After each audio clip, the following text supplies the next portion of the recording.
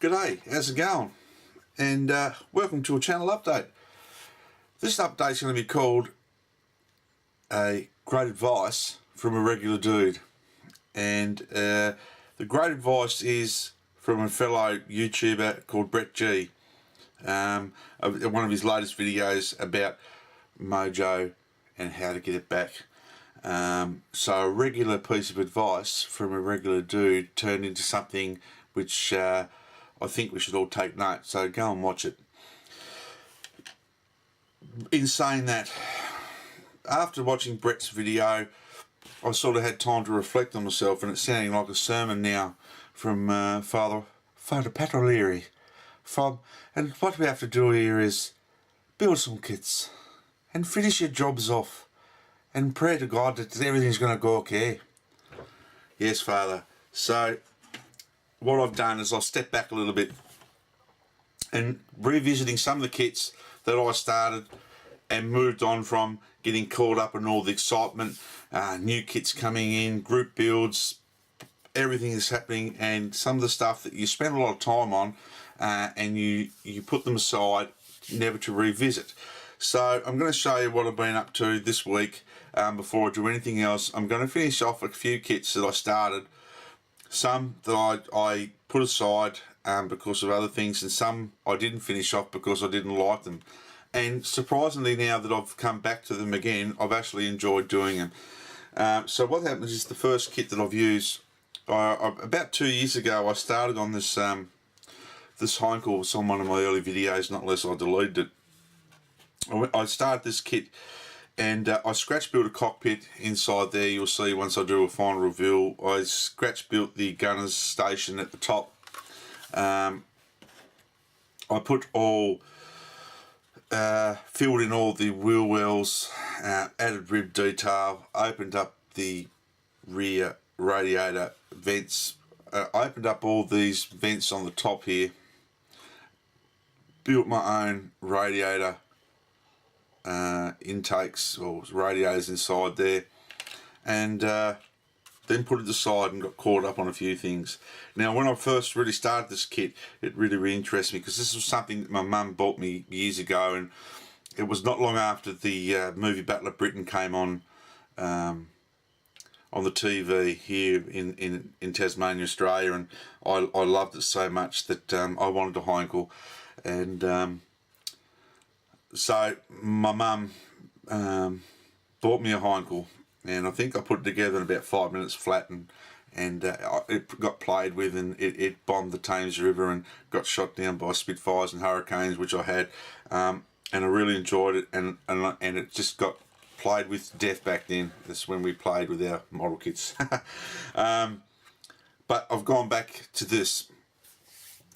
This should be finished by the end of the week with a bit of luck if work's not too bad, and I've really enjoyed it. Got the canopy masked up now, going to go back through and retouch up the top gunner's position. And I've got because it's got set aside, things got knocked off, so I'm building a new, I scratch built a new machine gun mount and everything for it, so I'm going to have to make another one of those.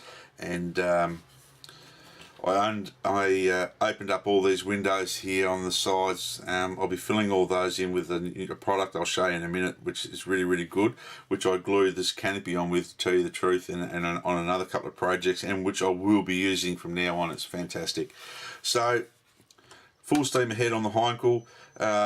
Today I'll be just touching up some RLM02 around here and set a few things, and then it'll be primed, pre-shaded, and I added the landing. I made a landing light up for it. I've got to put a pitted tube in there, and then that will do it. I'll get some paint on it, some decals and everything like that. So I'm really got back into a kit now that I'm actually enjoying. I'm actually enjoying it. It's turned back into something really, really good, and I can't wait to show you guys when I finish it. So really, really looking forward to that. The other kit that I started a little while back, you might have seen one of my previous videos, wasn't painted at the time, was the Airfix Messerschmitt BF109. Let me have a look-see. E4E1. And when this kit went together, I really, really hated it. I didn't rate it much for kit. I actually thought it was rubbish. And but I've been working on it now, and finally got some paint on it, and it's painted up okay. I've used some new paint, which I have tried.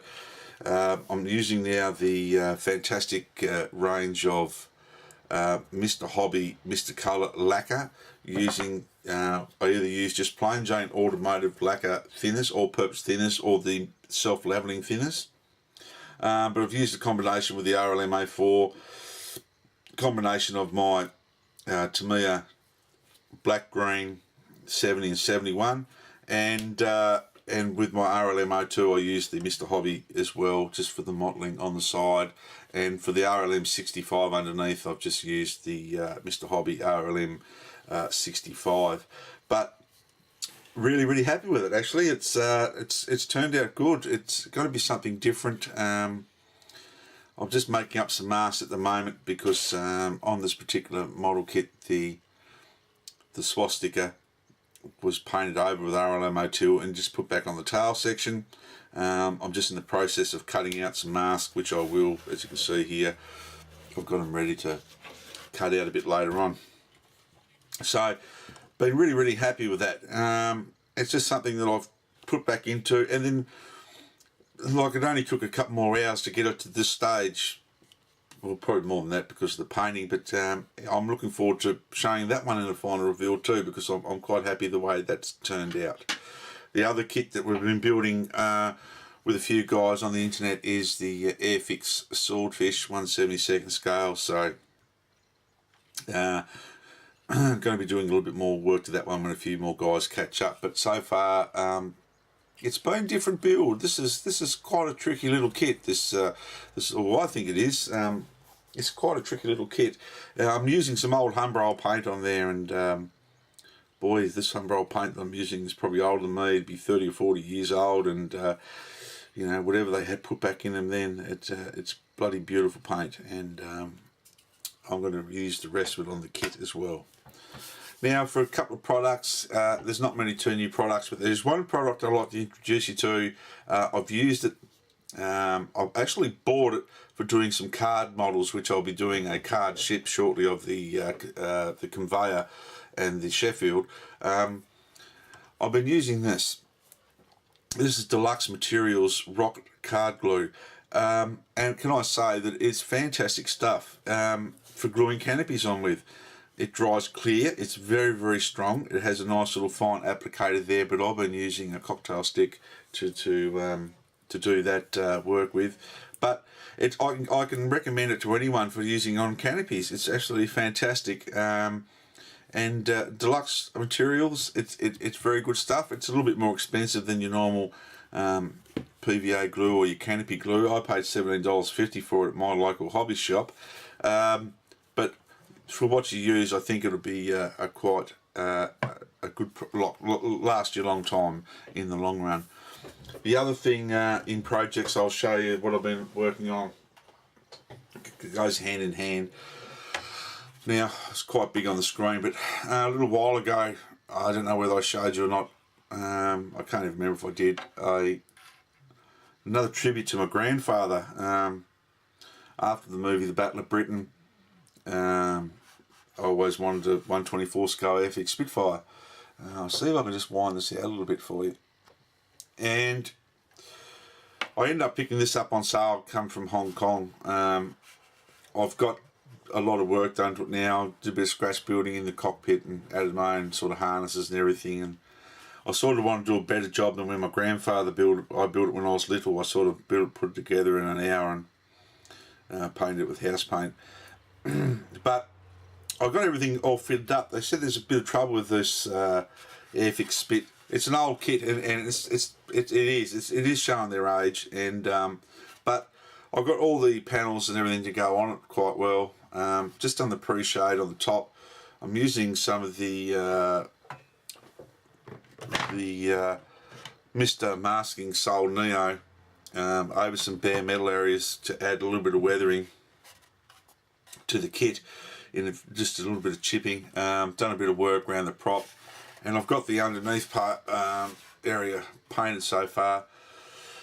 I didn't bother adding any wheel well detail to it at this stage, and I was going to leave it because there's going to be a ceiling hanger, but now I've come back to it again. I will endeavour to add a little bit of wheel well detail to that. It's been a very enjoyable kit to build again now that I've sort of revisited it a little bit and getting some paint on it. So I should have this hopefully finished up over the week and ready for a final reveal for you guys. Because what happened was, and this shows another product that I'm I think is really good, is I've got a pilot figure for it, and it's from Grey Models or something, I think they're called. I ordered it through eBay from Mark Bendell, 19 Mosley Street, Ripley, Derbyshire, United Kingdom. And I think he calls himself Grey something. Oh, this sounds good, doesn't it? Sorry, Mark, if you're listening. But what I did get to go with my Spitfire and a little bit of a base is a fantastic little, well, it's not little, I've got a pilot figure to go, and it's called Ginger, and you've probably seen it about on YouTube, or you've read reviews on it, and I think it's quite a nice little figure. It's going to add a little bit of character, and if I remember correctly, Ginger was actually a nickname for a pilot that actually did fly with the RAF during the Battle of Britain, and I'm not too sure whether Ginger survived the war or not. I was reading it in a book that I showed you last time, the Spitfire races on the Mark 1 and Mark 2. I'll just see if I can get Ginger to come in a little bit closer for you guys and just check Mr. Ginger out. And he is really a nice figure, and I think once I get a bit of paint on him, which I'm not a very good figure painter anyway, and display him with my Spitfire, it'll just make a nice tribute to Mr. Ginger here, and my grandfather, and everything all ties in together, which is good. Yeah, it just says Ginger, 124 scale British Spitfire Hurricane Rutman. I'll look into Mr. Ginger, because I'm pretty sure while I've been reading that book that he is an actual pilot with the red hair. He shot down quite a few German planes too, from memory. I'll have to go back and finish reading the book. But he's a fantastic little pilot from a great little cottage industry guy, and I've got a few more 124 scale kits to build, and I wouldn't mind. Got nothing written on it, just came real, just packing this box here. I can't see too much, sorry guys. Grey Models. He's Grey Models. And now I remember to me, I had a bit of a seniors moment there. But yeah, want to get that done. The other surprising thing I found too, and this will be my last bit of a ramble, is I did lose a part for a Harrier that I'm building for the Harrier 50th anniversary group build. Look at that, it showed up, and surprisingly enough, I crawled around on this floor with a bloody magnifying glass and a torch, and for 2 days and couldn't find it, and I pulled a tin of Humbrol paint out of my drawer and went to grab hold of it, and the bloody thing was sitting in there like that all that time. I thought it hit the floor. It obviously must have had the drawer open in my paint drawer, and I didn't see it, and there it is when I found it. So we'll be getting back onto that, Mr. Martin Lamont. Thank you very much. The only other thing I've been doing, and this is why I've gone back to things, because planning a build, it just don't get out and build it. And I've been making the mistake of just getting out and building it. And so I started the Trumpeter 1/350th Prince Eugen 1945 for Model Arts ship group build, and I've got the as you see, the deck and the hull and everything together, a bit of painting done, and then I ran out of paint, and went down to the local hobby shop, and he didn't have it. Have to wait till it comes on order, or order it in from the mainland, which I'm going to have to do.